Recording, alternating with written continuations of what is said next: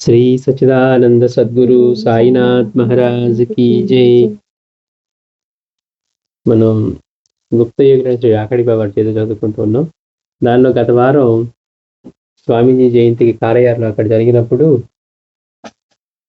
రాకడి బాబా వారు ఒక సర్ప రూపంలో కుంభేరి మురుకన రూపంలో వచ్చినప్పుడు వీళ్ళందరూ భయపడిపోయారట. స్వామివారి ముందు నుంచి ఒక దెబ్బకి పరిగెత్తారు. కానీ ఆ పాము చిన్నగా కుర్చీ మీద ఎక్కి స్వామివారి ఒళ్ళో తలబెట్టి కొంతసేపు ఉంటే స్వామివారి ఇక చాలు అన్నారట. అన్న తర్వాత వెళ్ళిపోతూ ఉంటే దాన్ని ఎట్లా పట్టుకోవాలని చూసినా కొట్టాలని చూసినా కానీ ఎవరి వల్ల కాలేదట. అంటే స్వామివారు ఒకసారి దాన్ని ఏం చెయ్యొద్దు అని అన్న తర్వాత మళ్ళీ ఏముంటుంది, తర్వాత స్వామివారు చెప్పారట మనల్ని ఆశ్రయించడానికి రాకాడి బాబా వారే ఆరోపణలో వచ్చారు అని. శ్రీ రాకాడి బాబా వారు తమ మోక్ష గురువులైనటువంటి శ్రీ నిత్యానంద భగవాన్ వారి దివ్య చరణాల చెంతకు చేరిన తర్వాత కానీ అంతకుముందు కానీ సత్యాన్వేషకులైన సాధు సత్పురుడితో తప్ప మిగతా వాళ్ళతో కలిసి ఉండడానికి ఇష్టపడేవారే కాదు. ఆయన ఏకాంతవాసి. అలా కాకుండా అప్పుడప్పుడు ఈ సత్యాన్వేషకులైన వాళ్ళతో తప్ప మిగిలిన వాళ్ళతో ఎవరితో కూడా కలిసి ఉండడానికి ఇష్టపడేవారు కాదట. సంసారులతో వారికి ఉండే అనుబంధం కూడా ఇందుకు తగినట్లుగానే ఉండేది. వచ్చిన వారు ఎవరైనా కానీ సంధ్య దాటినట్లయితే ఎవరింటికి వాళ్ళని పంపి వారు మాత్రం ఏకాంతంగా గడిపేవారు. మాస్టర్ గారి దర్శనానికి వెళ్ళినప్పుడు కూడా అలాగే పంపించాలని చూస్తే మాస్టర్ గారు మాత్రం ఆ రాత్రికి ఎట్లయినా సరే రాకాటి బాబా సన్నిధిలో ఉండాలని నిశ్చయించుకొని మొత్తానికి ఆ ప్రార్థనలు ఈ ప్రార్థనలు చేసి మొత్తానికి బాబా సన్నిధిలోనే ఉన్నారనమాట. రాత్రి అంతా బాబాని గమనిద్దామని. అట్లాగా చివరికి స్వామి రాకాడి బాబా అంటారు, పూర్ణానంద స్వామి వచ్చినా కానీ తిరిగి తన తావుకు వెళ్ళిపోవలసిందే అని. కానీ మాస్టర్ గారు మాత్రం ఎట్లాగో సాయినాథుడి అనుగ్రహంతో ఆ రోజు అక్కడ ఉండటానికి అనుమతి లభించిందని బాబా వారి చేత తెప్పించుకొని అక్కడే ఉంటారనమాట.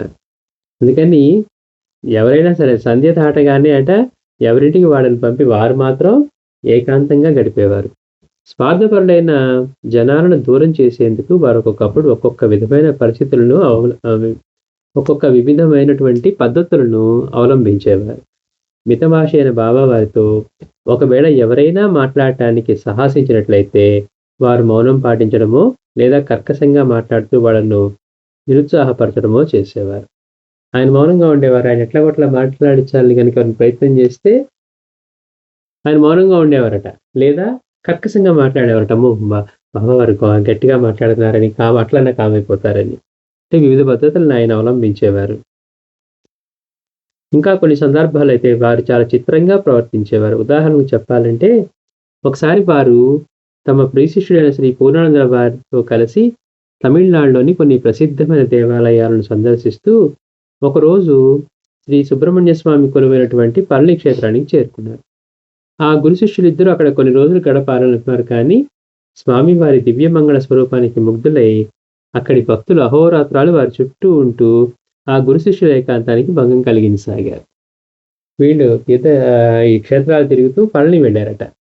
పళని వెళ్తే స్వామివారి దివ్య రూపానికి ముగ్ధులైన జనాలు చూడగానే ఎంతసేపు ఆయన చుట్టూ తిరుగుతున్నారంట. అందరూ వచ్చి స్వామివారికి ఏకాంతం లేకుండా చేశారు. పైగా గురు శిష్యులిద్దరికీ కూడా వీళ్ళకి ఇబ్బంది కలిగిస్తూ ఉన్నారనమాట వాళ్ళ ఏకాంతానికి. 2-3 రోజులు అలా గడిచిపోయాయి. కానీ మరునాడు కూడా వాళ్ళ వచ్చేసరికి బాబా వారు చిలిం కాలుస్తూ అమితంగా పొగను వదలసాగారు. అంటే వచ్చిన వాళ్ళకి ఇబ్బంది కలిగేంతగా ఆయన చిలింలోంచి పొగ వదులుతూ ఉన్నారట. అది భరించిన భక్తులు దూరంగా వెళ్ళిపోవడమే కాక చిలిం కాలుసిన సాధువు పట్ల అయిష్టంతో వారికి దూరంగా వెళ్ళసాగారు. అది గమనించిన బాబా వారు ఇప్పుడు ఎలా ఉంది శివ అని అర్థంతో స్వామిని చూస్తూ పక్క నవ్వేవారట. అంటే వచ్చిన వాళ్ళని వాళ్ళందరూ బాగా వీళ్ళకి ఏకాంత భంగం కలిగిస్తున్నారని రాకాడి బాబు ఏం చేశారంటే ఆయన చిల్లిం పీల్చేవారు కదా, దాన్ని బాగా ఎక్కువగా పొగ వదిలేవారట. ఆ దెబ్బతో వాళ్ళందరూ పారిపోయారు. శ్రీ రాకాడి బాబా వారిని దర్శనం చేసుకున్న స్వామి శ్రీ పూర్ణానందుల వారి భక్తులు చాలా అరుదు. వారిలో శ్రీమతి రాజేశ్వరి, ఖమ్మం రామచంద్రరావు గారి దంపతులు ఒకరు.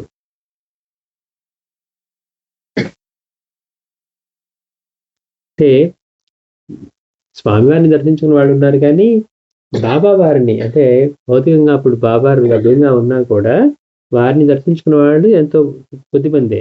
వారిలో శ్రీమతి రాజేశ్వరి, ఖమ్మం రామచంద్రరావు గారి ఆ దంపతులు ఒకరు. ఈ సంఘటన 66లో జరిగింది. ఆ సమయంలో రామచంద్రరావు గారు వరంగల్‌లో రోడ్ అండ్ బిల్డింగ్ సెక్షన్‌లో సూపరింటెండెంట్‌గా ఉద్యోగం చేస్తూ ఉన్నారు. ఆ రోజు స్వామివారి శిష్యుడు ప్రకాశానంద స్వామి గారు, కేపీవిజి కృష్ణమూర్తి గారు ఆల్వాల్‌లో కమిషనర్‌గా ఉద్యోగం చేస్తూ ఉండే పండరీనాథ్ గారి భార్య శ్రీమతి విజయలక్ష్మి మొదలగు 15 మంది భక్తులు రామచంద్రరావు గారింటికి వచ్చారు ఖమ్మం. ఆ తర్వాత ప్రకాశానంద స్వామి గారు తప్ప మిగతా వారంతా అక్కడికి కొంత దూరంలో ఉన్న వీరాస్వామి అని పేరు గల వారి భక్తుడైన ఒక ఎలక్ట్రిక్ ఇంజనీర్ గారి గృహప్రవేశ కార్యక్రమంలో పాల్గొనేందుకు వెళ్లారు. అప్పటికే ఉదయం 11 గంటలైంది. అందరూ వెళ్ళాక పూజ జపతపాలయందు ఆసక్తి గల ప్రకాశానంద స్వామి వారు తమ వద్దనున్న పాదరస లింగం తీసుకొని రామచంద్రరావు దంపతులను కూడా కూర్చోబెట్టి అభిషేక పూజలు చేసేందుకు సన్నద్ధులయ్యారు. సరే, మిగిలిన వాళ్ళేమో అటువైపు వెళ్ళారట ఈ గృహప్రవేశానికి. ఇంకా వాళ్ళు వెళ్ళాక ఈ ప్రకాశానంద స్వామి ఏం చేశారు, ఆయన దగ్గర పాదరస లింగం తీసి ఈ రామచంద్రరావు దంపతులను కూర్చోబెట్టి పూజలు చేసడానికి సిద్ధమయ్యారట. శాస్త్రబద్ధంగా పూజ ప్రారంభించిన ప్రకాశానంద గారు చివరకు మన పరమ గురువులైనటువంటి శ్రీ రాకాడి బాబా వారిని ఆహ్వానించి ఆ లింగానికి ప్రాణప్రతిష్ఠ చేసి అభిషేకం పూజలు చేయసాగారు. ఆ పాదరస లింగానికి పూజ చేస్తూ ఆయన రాకాడి బాబా వారిని ఆహ్వానించి ఆ లింగానికి ప్రాణప్రతిష్ఠ చేశారట. అప్పటికే మధ్యాహ్నం 1 గంట దాటిపోయింది.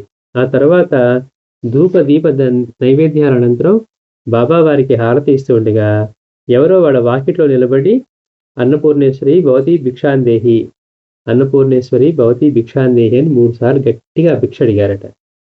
ఆ శుభ సమయాన్ని భిక్షకై వచ్చిన వారిని భిక్ష వేయటానికి శ్రీమతి రాజేశ్వరి గారు బయటకు అడుగు పెట్టగానే ఆమెకు కరెంట్ షాక్ కొట్టేట్టుగా అనిపించింది. అప్పుడు ఆమె ఆశ్చర్యంతో ఆ భిక్ష వైపు చూడగా తన కళ్ళ ముందే పరమగురువులైన శ్రీ రాకాడి బాబా వారు నిలబడి ఉన్నారు. లోపల ఆయన చిన్న పాదరస లింగానికి అభిషేకాలు పూజలు చేస్తూ పూజలో భాగంగా ప్రాణప్రతిష్ఠ చేసేటప్పుడు ఆహ్వానం ఎవరిని చేశారు, ఆయన రాకాడి బాబా వారిని చేశారు. అట్లా చేస్తూ ఉంటే మధ్యలో వాళ్ళ ఇంటి ముందు అన్నపూర్ణేశ్వరి భవతి భిక్షాందేహి అని ఒక భిక్షు వచ్చారట. చూస్తే ఆవిడ భిక్ష ఇవ్వడానికి బయటికి వెళ్ళి చూస్తే అక్కడ ఎవరున్నారంటే పరమ గురువు దేవుడైన శ్రీ రాకాడి బాబా వారు నిలబడి ఉన్నారు. ఆ ఆనంద ఉద్రేకంతో ఆమె బాబా వారికి నమస్కరించడం కూడా మర్చిపోయి ఇదిగో బాబా వారు వచ్చారండి అంటూ వారిని ఇరువురిని పిలవడానికి లోపలికి వెళ్ళింది. అంటే లోపలి ఉన్న ప్రకాశానంద స్వామిను వీళ్ళ భర్త ఉన్నారు కదా రామచంద్రరావు గారు, అందుకని ఇదిగో బాబా వారు వచ్చారండి అని వాళ్ళని పిలుద్దాం వాళ్ళని అని చెప్పి లోపలికి వెళ్తే ఈలోగా బాబా వారు వచ్చారండి అని మాటలు విన్న రామచంద్రరావు గారు తలుపు దగ్గర నిలబడి బయటికి తొంగి చూడగా అతనికి కూడా బాబా వారు కనిపించారు. ఎలాగో అలా హారతి ముగించుకొని బాబా వారిని ఇంట్లోకి ఆహ్వానిద్దామని ఆ ముగ్గురు ఆతృతో బయటికి వెళ్ళి చూడగా అక్కడెక్కడా వారు కనపడలేదు. చూడండి, మళ్ళీ ఇదే ఒక్కోసారి ఏమవుతుందంటే వెంటనే ఏం చేయాలో అర్థం కాదు. పూజ జరుగుతుంది, పూజ మధ్యలో ఉన్నాం కదా అని వాళ్ళు రాకుండా బయట నుంచి కనపడ్డారు. హారతి ఇచ్చేసి త్వరగా ముగించుకొని వెళ్ళి వారిని ఆహ్వానిద్దాం అనుకున్నారట. అనుకుని అట్లా వెళ్ళేసరికి అక్కడ బాబా వారు కనపడలేదు. వారి దర్శనంతో ఆ దంపతుల ఆనందానికి అంతులేదు. కానీ బాబా వారిని ప్రాణప్రతిష్ఠ గావించి అభిషేక పూజలు చేసినటువంటి ప్రకాశానంద స్వామి గారికి అయ్యో బాబా వారిని దర్శించలేకపోయానే అని నిరాశ మిగిలింది. కానీ ఆ ఇంటి వాతావరణాన్ని విద్యుత్ తరంగంలో ఒక రకమైన తరంగం ఆవరించినట్లుగా రామచంద్రరావు గారికి తప్ప మిగతా వాళ్ళందరికీ అనుభవం అయింది. అంటే బాబా వారి సాన్నిధ్యాన్ని తెలియజేస్తూ ఎట్లా ఉందంటే మొత్తం మన వాళ్ళు తెలిసిగా మాట్లాడుతుంటారు, వైబ్రేషన్స్ పని ఉన్నాయండి అంటూ ఉంటారు. ఏం వైబ్రేషన్స్ ఉంటాయో తెలియదు. ఎక్కడికి వెళ్ళినా ఈ వైబ్రేషన్స్ అనే పదం ఒకటి వాడతారు. అసలు ఎట్లా వాడతారంటే వీళ్ళందరూ ఏదో గొప్ప సాధకుల వైబ్రేషన్ ఏదో ఎక్కడికి వెళ్ళినా ఏదో వైబ్రేషన్ తెలిసిపోతుంది అంటారు. ఏం తెలుస్తుందో నాకైతే తెలియదు. కానీ మహనీయుల సన్నిధిలో అవి తెలుస్తాయి. అక్కడ ఇలా ఒక విద్యుత్ తరంగాల్లాగా ఒక రకమైన తరంగం అంటే ఆ ప్రదేశంలో తెలిసిపోతున్నారు. వీళ్ళకి కూర్చోగానే మనసు ప్రశాంతం అయిపోవడం, లేకపోతే ఆనందం కలగటం అట్లా. ఇంతలోనే గృహప్రవేశానికి వెళ్ళిన భక్తులందరూ వచ్చారు. అయితే అదేం చిత్రమో ఆ ఇంటి ఆవరణలో అడుగుపెట్టిన కేవీవిజి కృష్ణమూర్తి గారితో సహా 5-10 సంవత్సరాల వయసు గల చిన్నపిల్లలు కూడా సమాధి స్థితిని పొందారు. అంటే అందరూ అట్లాంటి ధ్యాన స్థితి కలిగింది వాళ్ళకి. అంటే బాబా వారి ప్రత్యక్షం అట్లా వచ్చి వెళ్ళారు కదా. అందుకని వీళ్ళందరికీ కూడా అక్కడ ఈ గృహప్రవేశానికి వెళ్ళి వచ్చిన వాళ్ళందరికీ కూడా ఒక్కసారిగా సమాధిని పొందారట. చిన్న పిల్లలు కూడా 5-10 సంవత్సరాల పిల్లలు కూడా. సరే వీళ్ళంటే సాధన చేస్తున్నారు, స్వామీజీ దగ్గర ఉన్నారు. 5-10 సంవత్సరాల పిల్లలు కూడా వాళ్ళేం చేస్తూ ఉన్నారు. కానీ అది పాజిటివ్ ఎనర్జీయో లేకపోతే బాబా వారి ఎనర్జీయో అంటే అయ్యేం తెలియకుండా ఊరికే అది బాగుండి, ఇది బాగుండి చేయగలే వైబ్రేషన్ భలే ఉందండి, పాజిటివ్ ఎనర్జీ ఉందండి. మనోళ్ళు ఊరికే నోట్లోంచి వచ్చినట్టు మాట్లాడేస్తారు. మీరు యోగ స్థితిలో ఉన్నారండి, మీరు చేసే సాధన గొప్పదండి అని.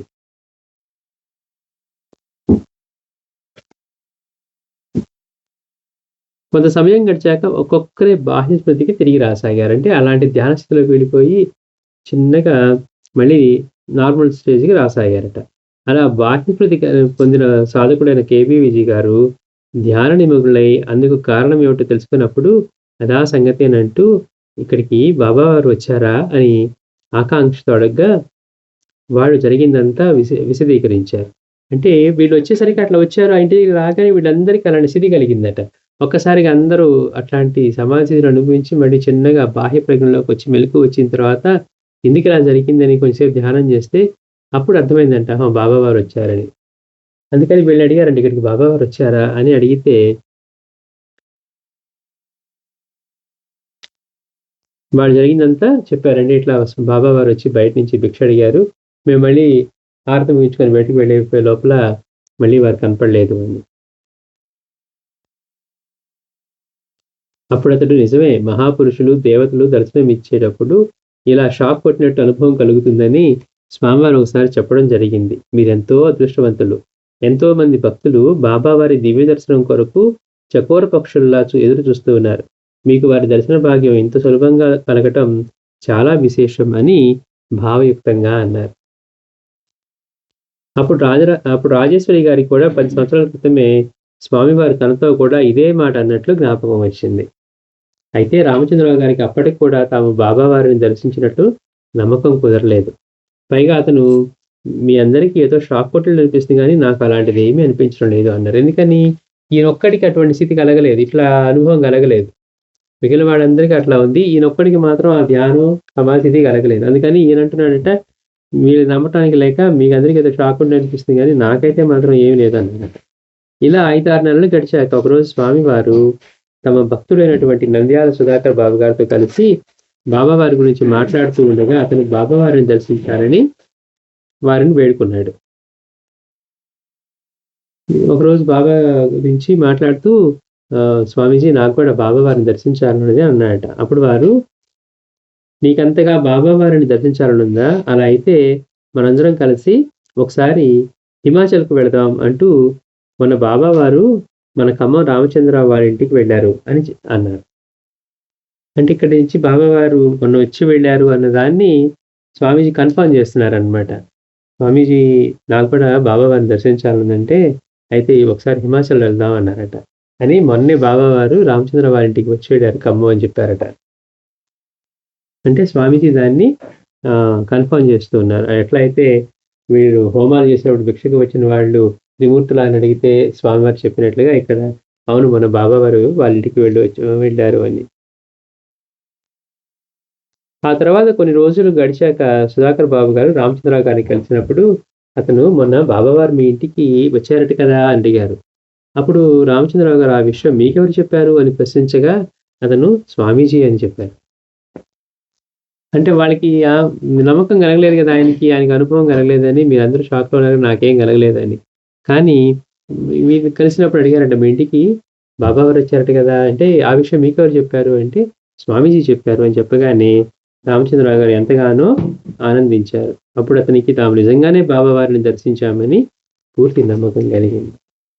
మనం కూడా అట్లనే సంకల్పం పెట్టుకుంటే ఆయన ఎప్పుడైనా దర్శనం ఇస్తారు. మహద్గురులైన స్వామి శ్రీ పూర్ణానందుల వారు సున్నిపెంట ఆశ్రమాన్ని ముఖ్యంగా తమ గురుదేవుల దివ్య పాదుకుల స్థాపన కొరకు స్థాపించారని చెప్పడంలో అతిశయోక్తి లేదు.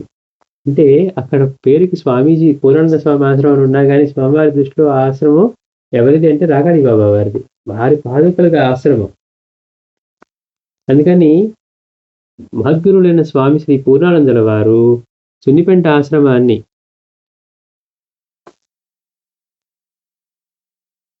ముఖ్యంగా తమ గురుదేవుల దివ్యపాదుకుల స్థాపన కొరకు స్థాపించారని చెప్పడంలో అతిశయోక్తి లేదు. బాబా అని భక్తుల మధ్య తెలియబడుతున్న ప్రసిద్ధమైన హాల్లో ముఖ్యంగా బాబా వారి ఒక చిత్రపటము, వారి పాదుకలు, స్వామివారు స్వయంగా తయారు చేసిన శ్రీ భువనేశ్వరి అమ్మవారి యంత్రము మరియు మేరు యంత్రము కూడా భక్తులకు సదా అభయమిస్తూ అనుగ్రహిస్తూ ఉంటాయి. మనం రాకాడి బాబా హాల్లోకి వెళ్తే అది బాబా హాల్నే అంటారు. ఎందుకంటే అక్కడ ఉన్నది ఏంటి? బాబావారి పాదుకలు, బాబావారి చిత్రపటము, బాబావారి పాదుకలు, తర్వాత స్వామివారి స్వయంగా తయారు చేసినటువంటి శ్రీ భువనేశ్వరి అమ్మవారి యంత్రం. ఇవి మనకి అక్కడ సదా దర్శనమిస్తూ అభయమిస్తూ అనుగ్రహిస్తూ ఉంటాయి. సామాన్య భక్తులకు, సాధకులకే కాక ఎలాంటి వ్యాకుల మనస్కులైనా ఆ హాల్ అడుగు పెట్టగానే మనశ్శాంతి కలుగుతుంది. ఇప్పుడు మనమైనా వెళ్ళి కూర్చుంటే ఏంటి ఇంత హాయిగా ఉంది, అసలు ఏం గుర్తురానంత అంటే కొంచెంసేపు కూర్చుంటే నాకైతే అలాంటి అనుభవమే కలిగింది. మేమందరం వెళ్ళినప్పుడు అసలు కొంతసేపు పాటు టైం తెలియనంత ప్రశాంతం అయిపోయిందనమాట. అంటే 2 గంటలు గడిచిపోయింది, 2 నిమిషాలు లాగే ఉంది. అంటే ప్రశాంతంగా ఉంటే ఎలా ఉంటుందో మనం అంటూ ఉంటారు, కాలం భగవంతుడి దృష్టిలో కాలం ఎట్లా ఉంటుంది, మనకి ఇన్ని సంవత్సరాలు అయితే వాడికి 2 క్షణాల్లాగా అని. నిజంగా ఆనంద స్థితిలో ఉంటే మనకు కూడా రోజు కొన్ని క్షణాల్లాగే గడిచిపోతుందట. అట్లాగా బాబా హాల్లో అడుగు పెడితేనే మన మాస్టర్ అన్నట్టు షిరిడీలో కాలు పెట్టగానే ప్రాపంచిక విషయాలని మరిచి మనసు శాంతి పొందినట్లుగా రాకాడి బాబా హాల్లో, అక్కడ బాబావారి హాల్లో కాలు పెట్టి మనం కూర్చుంటే చాలు మనసు ప్రశాంతం అయిపోతుంది. పెట్టగానే మనశ్శాంతి కలుగుతుంది. పైగా సాధకులైన వాళ్ళు అక్కడ జపం, ధ్యానం వంటి సాధనలు చేసినట్లయితే యద్భావం తద్భవతి అన్నట్లుగా ఎవరి భావానికి అనుగుణంగా వారు దివ్యానుభూతులను కూడా పొందగలరు. ఇలాంటి అద్భుత లీలలు అక్కడ జరిగాయి. అదే హాల్లో ఇప్పటికీ మనం చెప్పుకుంటూ ఉంటాం, ఎంతో మంది మహర్షులు, దేవతలు దర్శనం ఇచ్చారని. ఇప్పటికీ ఒక్కోసారి కొంతమంది టక్కన వెళ్ళి చూస్తే కొంతమంది భక్తులకు అక్కడ మహర్షులు కూర్చొని మాట్లాడుకుంటూ వీళ్ళు తలుపు తీయగానే వాళ్ళు అదృశ్యం అయిపోయారట. అంటే అందుకని స్వామివారు ఏం చెప్పారు, మీరు బాబా హాల్లోకి వెళ్ళేటప్పుడు తలుపు గడియ తీసి కొద్ది నిమిషాలు ఆగి లోపలికి వెళ్ళమన్నారట. శ్రీ పూర్ణానందర వారు సునిపెంట ఆశ్రమానికి వచ్చిన కొద్ది కాలంలోనే శ్రీమతి చంద్రమ్మ ఆశ్రమ సేవకులు అంకితమై తమ కుటుంబ సభ్యులతో సహా ఆశ్రమ సేవలో గడపసాగింది. ఇప్పటికీ కూడా 210 చంద్రమ్మ తన కుమార్తె లక్ష్మితో పాటు ఆశ్రమ సేవలోనే ఉన్నది. ఎన్నో అనుభవాల ద్వారా స్వామివారు సాక్షాత్తు ఆ పరమాత్మ స్వరూపాలని ఆమె అప్పటికే అర్థం చేసుకుంది. అలా వారి గురుదేవులైన శ్రీ రాకాడి బాబా వారు కూడా ఒక గొప్ప మహాత్ములని అక్కడ జరిగిన వారి కొన్ని లీల ద్వారా ఆమె అర్థం చేసుకుంది.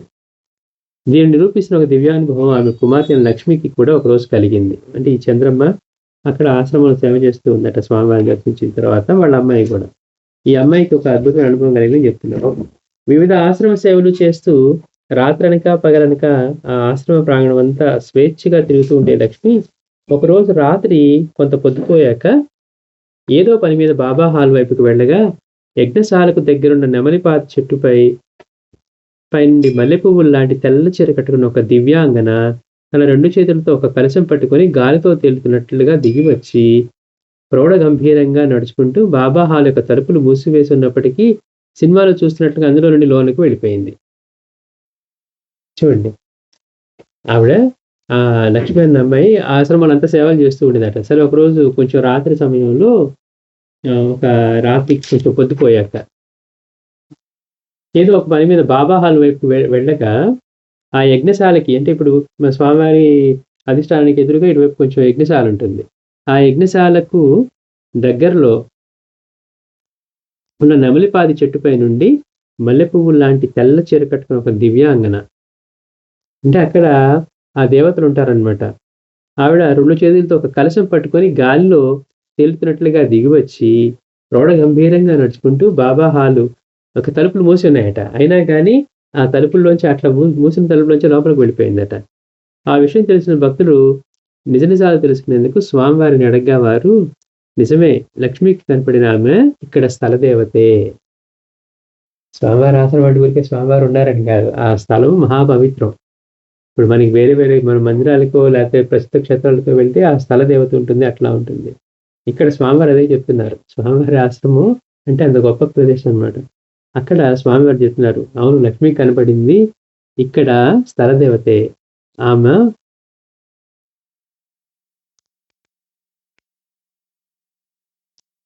నివాస స్థలమే ఆ నెమలిపాది చెట్టు. ఈమె కాదు, ఇంకా ఎందరో దేవతలు కూడా ఈ ఆశ్రమాన్ని కాపలా కాస్తూ చుట్టూ తిరుగుతూ ఉంటారు. అని వ్యక్తపరిచారు స్వామి. స్వామి చుట్టూ దేవతలు ఉండటం అంటే సామాన్యమైన విషయం. ఇక్కడ స్వామి మనమేమనుకుంటాం ఆ సమయంలో కనుక మనమే పని చేసేవాళ్ళమైతే మనమే కాపాడుతున్నాం, మనమే ప్లాన్ చేసుకుంటున్నాం అనుకుంటాం. కానీ స్వామి ఏం చెప్తున్నారు? ఇక్కడ ఆవిడొక్కతే కాదు. ఆవిడ స్థల దేవత. ఆవిడే కాదు ఇంకా ఎంతో మంది ఉన్నారు. ఈ ఆశ్రమాన్ని వాళ్ళే పర్యవేక్షిస్తుంటూ వాళ్ళే కాపలా కాస్తూ చుట్టూ తిరుగుతూ ఉంటారు అని చెప్పారట. లోక కళ్యాణార్థమై శ్రీ పూర్ణానందులుగా మహద్గురు రూపం దాల్చిన వారి స్థాయిని అంచనా వేయటం ఎంతటి మానవునికైనా అసాధ్యం. అంటే అట్లాంటి స్వామివారి గురించి మనం అంచనా వేయాలంటే మనకు అసాధ్యం. ఎందుకని మనం ఏమనుకుంటున్నాం? మనకేదో 2 కోరికలు తీరితే గొప్పవారు అనుకుంటున్నాం. లేకపోతే మన కష్టాలు తీరితే గొప్పవారు అనుకుంటున్నాం. అంతేకాని ఆయన స్థితి మనకి ఎప్పటికీ అర్థం కాదు. భగవంతుడు యొక్క స్థితి అర్థం కావాలంటే మన వల్ల ఏమవుతుంది? భక్తులు ఎవరి అనుభవాలు బట్టి వారు వారిని శివావతారం అని అంటూ ఉంటే మరికొందరు వారు అమ్మవారి అవతారం అని అంటూ ఉన్నారు. ఎందుకని స్వామివారే చెప్పారు. లోపల అమ్మవారి పూజ జరుగుతూ ఉంటే అదిగో అమ్మవారు ఎక్కడుంటే లోపలికి వెళ్ళారు వాళ్ళు అని చెప్తారు. అంటే ఏంటి? స్వామివారే సాక్షాత్ అమ్మవారిని. మరి అట్లా ఓన్లీ అమ్మవారేనా అంటే ఆయన ఎంతో మందికి పూర్ణ శివస్వరూపంగా దర్శనం ఇచ్చేవారంట. ఎట్లా అంటే చేతిలో సోలో ఆయన ఇవంతా పులి చర్మం ధరించి లేకపోతే ఏనుగు చర్మం ధరించి ఒకసారి ఆ పచ్చని రూపంలో పైన చంద్రవంకతోటి ఇవంతా ఇచ్చిన దర్శనం ఇస్తే వీళ్ళు ఆశ్చర్యపోయేవాళ్ళట. చూసి అది ఇప్పుడు దాకా స్వామివారిని కదా చూస్తున్నామని. అట్లాగా ఆయన కొంతమందికి శివస్వరూపంగా కొంతమందికి అమ్మవారి స్వరూపంగా ఇస్తే వాళ్ళేమో కాదు ఈయన శివుడు అంటే కాదు ఈయన అమ్మవారని ఇట్లా ఉండేదట.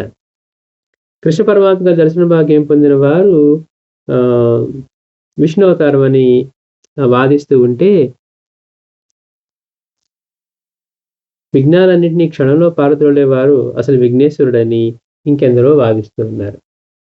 అంటే స్వామివారిలో ఎలాంటి వాళ్ళకి అలాంటి అనుభవాలు కలిగితే ఈయన విఘ్నేశ్వరుని అవతారం అని ఒకళ్ళు, కాదు ఈయన సాక్షాత్తు శివుడని, కాదు ఈయన విష్ణు అవతారం అని, కాదు ఈయన అమ్మవారి అవతారం అని ఇట్లా వాదిస్తున్నారు. ఇలా సర్వదేవతా స్వరూపులైన స్వామివారి వద్దకు కేవలం మానవులే కాక ఋషీశ్వరులు, యోగీశ్వరులు, దేవతలు మొదలైన వారు అదృశ్యంగా వచ్చి వెళ్తూ ఉంటారని భక్తుల అనుభవాలు రుజువు చేస్తూ ఉన్నాయి.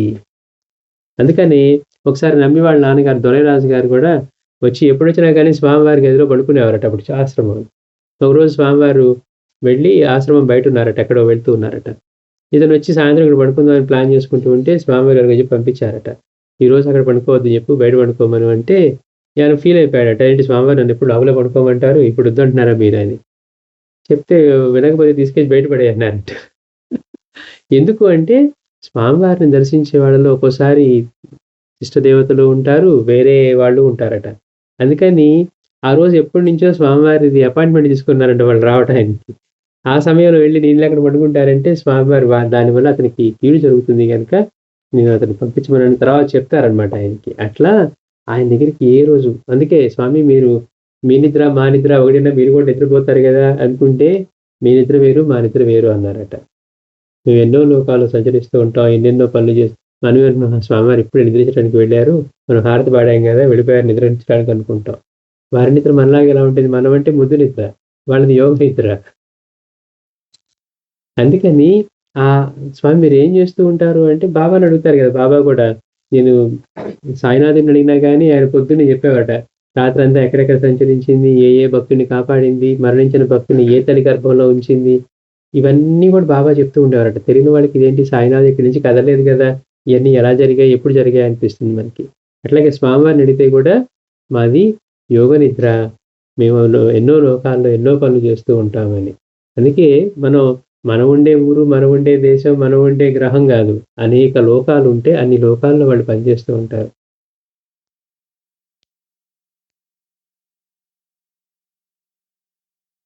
మానవులే కాక ఋషీశ్వరులు, యోగీశ్వరులు, దేవతలు మొదలైన వారు అదృశ్యంగా వచ్చి వెళుతూ ఉంటారని భక్తుల అనుభవాలు రుజువు చేస్తున్నాయి. అందువల్ల రాత్రి 11 గంటలు దాటిందంటే సామాన్యంగా స్వామివారి గదికి కానీ బాబా హాలుకు కానీ స్వామివారు పిలిస్తే తప్ప ఎవరూ వెళ్ళరు. ఎందుకంటే వీళ్ళందరూ దేవతలు వస్తారు, మనం వెళ్ళి డిస్టర్బ్ చేస్తే ఎట్లా? స్వామివారు పిలిస్తే తప్పితే అట్లా వెళ్ళటానికి లేదట. అయితే అప్పుడప్పుడు వారు ఆశ్రమ సేవకులను బాబా హాల్ వరండాలో పడుకునేందుకు అనుమతిస్తూ ఉంటారు. అలా అక్కడ పడుకున్న వాళ్ళలో ఒక్కొక్కప్పుడు గాజుల చప్పుడు, గజ్జెల సవ్వడి అటువంటి కొన్ని శబ్దాలు వినపడుతూ ఉంటాయి. ఇక్కడ ఎవరుండరు కానీ గాజుల శబ్దం అంటే దేవతలు, అమ్మవారు ఇట్లా నడుచుకుంటూ వెళ్తూ ఉంటారట.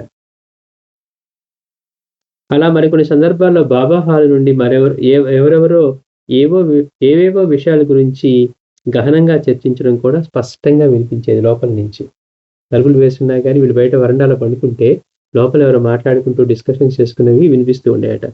మరోసారి ఇంతకంటే అద్భుతమైన విశేషం జరిగింది. పశ్చిమ గోదావరి జిల్లాలోని పాలకొల్లు వాస్తవ్యులైన డాక్టర్ సత్యనారాయణమూర్తి గారు, శ్రీమతి కుమారి దంపతుల అమ్మాయి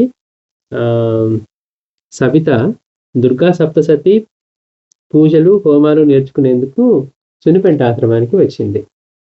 ఒకరోజు ఎందుకో రాత్రి చాలా పొద్దుపోయినా కూడా నిద్ర రాక ఆ అమ్మాయి తన వ్రాసుకున్నటువంటి సప్తసతి శ్లోకాలు నేర్చుకుందామనుకొని బుక్ కొరకు చూస్తే అది ఎక్కడా కనపడలేదు. అంటే నేర్చుకుంటున్నప్పుడు ఆ శ్లోకాలన్నీ మళ్ళీ బుక్లో రాసుకుంటూ ఉన్నారట. రాసుకుంటున్నప్పుడు నిద్ర పడట్లేదు, కొంచెంసేపు చదువుకుందామని చూస్తే బుక్ కనపడలేదట. బుక్ బాబా హాల్లో పెట్టి మర్చిపోయిన సంగతి గుర్తుకు వచ్చి వెంటనే ఆమె ఒంటరిగానే బాబా హాల్ వద్దకు వెళ్ళింది. హాల్ తలుపులు తెరిచిన సవిత అక్కడ కనపడిన దృశ్యాన్ని చూసి ఆశ్చర్యచకితురాలైంది. ఆ హాల్లో అప్పుడు ఎందరో ఋషీశ్వరులు కొలువు తీరి ఏవేవో చర్చించుకుంటున్నారు. చూడండి, మనకి ఆశ్చర్యంగా ఉంటుంది, మన కళ్ళకి కనపడట్లేదు కదా అని. కానీ అనుభవాలు అట్లా అందరికీ కొంతమందికి అలా కలుగుతూ ఉంటాయి. వెళ్ళి చూస్తే ఆ బుక్ తెచ్చుకుందాం, నేను ఇందాక అక్కడ బుక్ మర్చిపోయి వచ్చాను బాబా హాల్ అని తలుపు తీసుకుని లోపలికి వెళ్తే ఎంతోమంది కూర్చొని ఋషీశ్వరులు కూర్చొని ఏదో చర్చ చేసుకుంటూ ఉన్నారట. ఆశ్చర్యంతో తెల్లబోయిన ఆమె వాళ్ళని చూస్తూ ఉండగానే ఆమెను చూసిన ఆ ఋషీశ్వరులు మరుక్షణంలోనే అదృశ్యమైపోయారు. భయభ్రాంతులైన ఆమె వెంటనే శూన్యమైనటువంటి బాబా హాల్ నుండి బుక్ తీసుకొని బయటికి పరిగెత్తింది. అంటే బుక్ తెచ్చుకుందాం వెళ్తే ఖాళీగా మనం చేసుకునేది కదా అనుకుంటే అక్కడ ఎవరో అంతమంది మనుషుల్లాగా కనపడి మళ్ళీ ఈ అమ్మాయిని చూడగానే వాళ్ళు అదృశ్యమైపోయారట. ఒక్కసారిగా ఖాళీ అయిపోయిన హాల్, అప్పుడు దాకా అంతమంది హాల్లో నిండి ఉన్నారు. ఒకసారిగా ఖాళీ అయ్యేసరికి భయపడిపోయి వెంటనే ఆ బుక్ తీసుకొని అట్లా వెంటనే బయటికి పరిగెత్తిందట.